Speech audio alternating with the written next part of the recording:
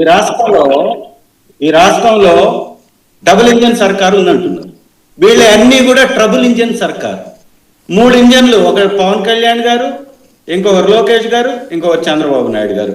3 ఇంజన్లు కూడా పని చేయకుండా మొరేస్తున్నటువంటి పరిస్థితి, మొరాయిస్తున్నటువంటి పరిస్థితి. పెట్టుబడులు తీసుకురండి స్వామి విదేశాలకు వెళ్ళి అంటే ఇలా డబ్బా కబుర్లు చెప్పుకుంటూ మేము వాళ్ళని అరెస్ట్ చేస్తాం, వీళ్ళని అరెస్ట్ చేస్తాం. అరెస్ట్ చేస్తే భయపడడానికి వైఎస్ఆర్సీపీలో ఉన్నది మీకు భయపడేటటువంటి చెంచాలు కాదు, ప్రజాస్వామ్యాన్ని రక్షించేటటువంటి జగనన్న సైనికులు. గుర్తుంచుకోవాలి. 18 నెలల నుంచి అరాచకం చేస్తున్నారు.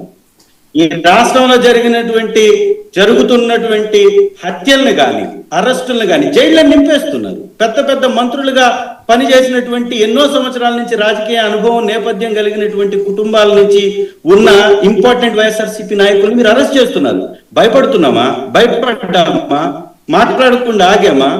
ఎంతమందిని మీరు అరెస్ట్ చేశారు?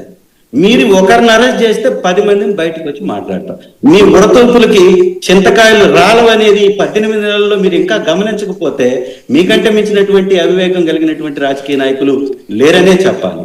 ఈ రాష్ట్రంలో వైఎస్ఆర్సీపీ రోజు రోజుకి ఎందుకు బలపడుతుంది? మీరు చేసేటటువంటి దుర్మార్గాల వల్ల. చంద్రశేఖర్ గారు ఎంత బలపడిందండి? పార్టీ నుంచి ఎంతకెళ్ళింది?